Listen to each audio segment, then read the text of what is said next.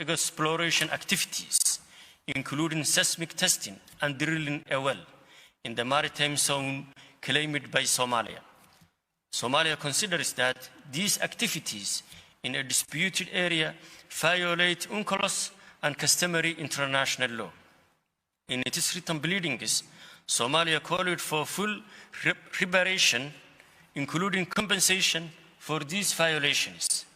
But we have come before this court in a spirit of peace and goodwill, seeking neither vengeance nor retribution. In this spirit, we have decided not to insist on compensation for past violations of our maritime rights. Madam President, members of the court, it is now my honor to lay out the organization of Somalia's presentations. Following me to the podium this afternoon will be Professor Alain Pellet. He will address Kenya's errors of law on the issue of acquiescence.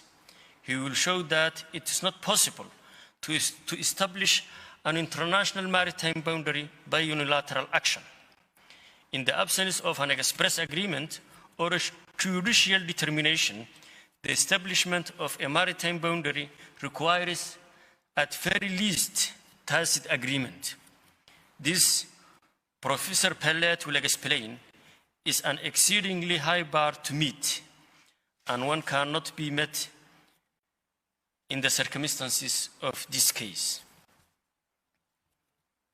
Professor Philip Sanders, QC, will then show why the facts do not support a finding that Somalia acquiesced in Kenya's unilateral declaration of a maritime boundary. The record is replete with contradictions in Kenya's position, including statements Kenya made in oral hearings before the court more than 4 years ago. Members of the court who heard Kenya articulate its preliminary objections in September 2016 will recall that Kenya took the view that the boundary remained to be established, not that it had already been agreed or acquiesced to. The argument that Kenya made before you then is directly at odds with the argument it makes now that a maritime boundary came into existence by virtue of Somalia's acquiescence. Having shown that Kenya's acquiescence argument must fail, Somalia's counsel will demonstrate why the boundary should be delimited by the court's standard, three-step method, and why, in application of that method, an equidistance line is the equitable solution here. First, Professor Alain Mayron will lay out the law applicable to the judicial settlement of maritime boundary disputes. In particular, how international courts and tribunals follow the three-step method to achieve the equitable solution mandated by the 1982 Convention.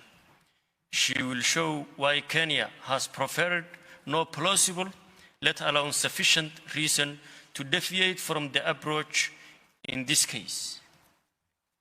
Next, Mr. Paul Reichler will explain how the standard three-step method leads to the conclusion that an equidistance line is the equitable solution here. He will show that the uncomplicated geographical circumstances relevant to this delimitation make the construction of a professional equidistance line unproblematic, and that there are no relevant circumstances meriting the adjustment of that line. He will also show that the solution produced by the adjusted equidistance line does not generate any disproportionality. And he will expose the fallacies in Kenya's approach to delimitation of the maritime boundary and the inequitable result that that approach produces. Finally, Mr. Edward Craven will show how Kenya has violated Somalia's sovereign rights and jurisdiction and breached its obligations under UNCLOS by authorizing and undertaking unilateral activities on Somalia's side of the equidistance line. That will conclude Somalia's first round. At the conclusion of Mr. Krafen's presentation, our Assistant Deputy Agent, Mr. Mohammed Umar, will rise to deliver our closing remarks and read Somalia's final submissions. Madam President, members of the court, thank you for your time and courteous attention. I ask that now invite Professor Pellet to the virtual podium.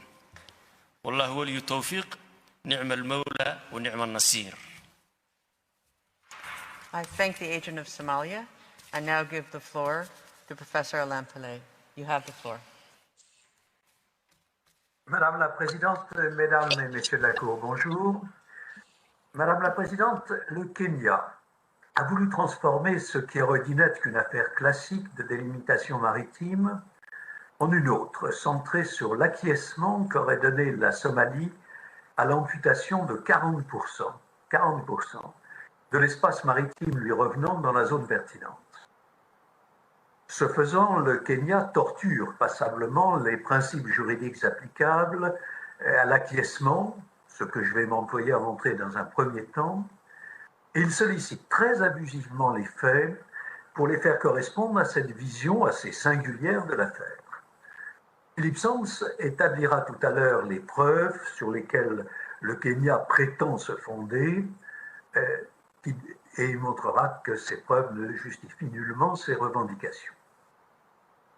Madame la Présidente, pour danser le tango, il faut être deux. Et les pas des partenaires doivent se refléter et se compléter. Il s'agit de danser ensemble, l'un avec l'autre, et non chacun de son côté. Eh bien, il en va de même lorsque l'on prétend fonder une frontière sur un acquiescement, un accord tacite, un estoppel ou des effectivités. Dans tous ces cas, la frontière ne sera établie que si la position univoque de l'un des États en cause correspond à celle univoque aussi de l'autre État. Et c'est à dessein que j'ai utilisé ces quatre expressions en vrac. Acquiescement, accord tacite, estoppel et effectivité. Non pas que je les croie équivalentes, mais le Kenya, pour sa part, les utilise de manière interchangeable dans un flou artistique.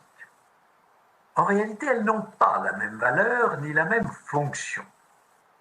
D'abord, excluons l'estoppel.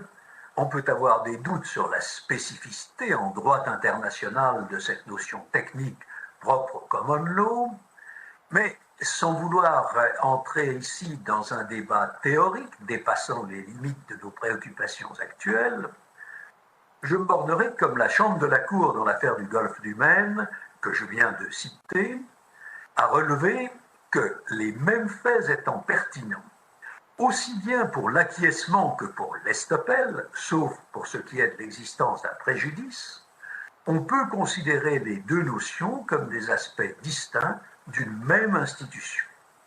Il en est ainsi en tout cas au fin de l'affaire qui nous intéresse. Et je remarque que dans les deux cas, l'élément décisif est une acceptation claire et constante de la position de l'un des États par l'autre. Pour que l'on puisse parler d'accord tacite, il faut que cette acceptation, cet acquiescement, porte sur des prises de position, elles aussi claires et constantes, exprimées soit dans des textes express, dénués d'ambiguïté, soit à travers certains comportements convergents présentant les mêmes caractères et traduisant l'entente des deux États. C'est alors qu'interviennent les effectivités. Madame la Présidente, un traité suppose un négocium et un instrumentum.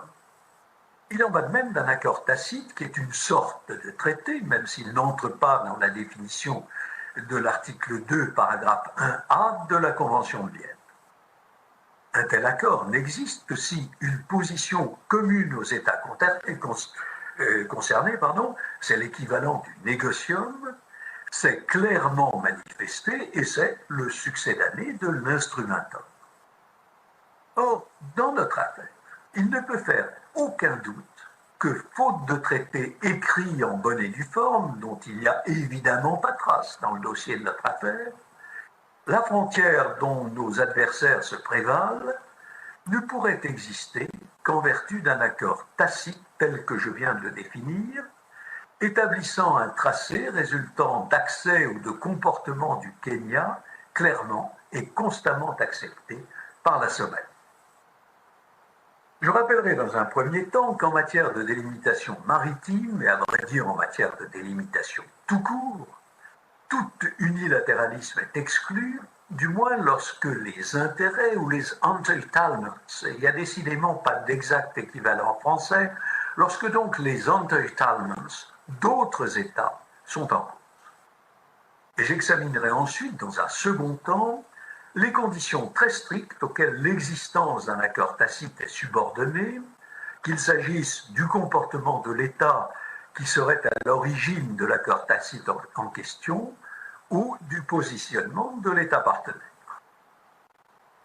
Mesdames et messieurs les juges, en la matière, un accord est d'autant plus indispensable que l'on ne saurait admettre qu'un État s'empare de territoires ou de droits souverains appartenant à un autre État en l'absence d'accord. Il est également parce que, dans le domaine précis qui nous intéresse, la grande règle de toutes les règles est que la délimitation des espaces maritimes entre États dont les côtes sont adjacentes ou se font face est effectuée par voie d'accord, conformément au droit international. Autrement dit, qu'il soit express ou tacite, un accord établissant la rencontre des volontés des deux États concernés est indispensable. La notion d'accord unilatéral n'a aucun sens. Comme la Cour l'a relevé dans son arrêt de 1969 dans les affaires du plateau continental de la mer du Nord, l'opinio juris adhère depuis l'origine au principe selon lequel, je cite la Cour, la délimitation doit être l'objet d'un accord entre les États intéressés. Ce principe, a expliqué la Cour, relève du droit international coutumier. Les articles 15 et surtout 74 et 83 de la Convention des Nations Unies sur le droit de la mer l'énoncent fermement, et dans l'affaire du golfe du Maine, la Chambre de la Cour y a vu un principe, je cite, d'application générale, valable à l'égard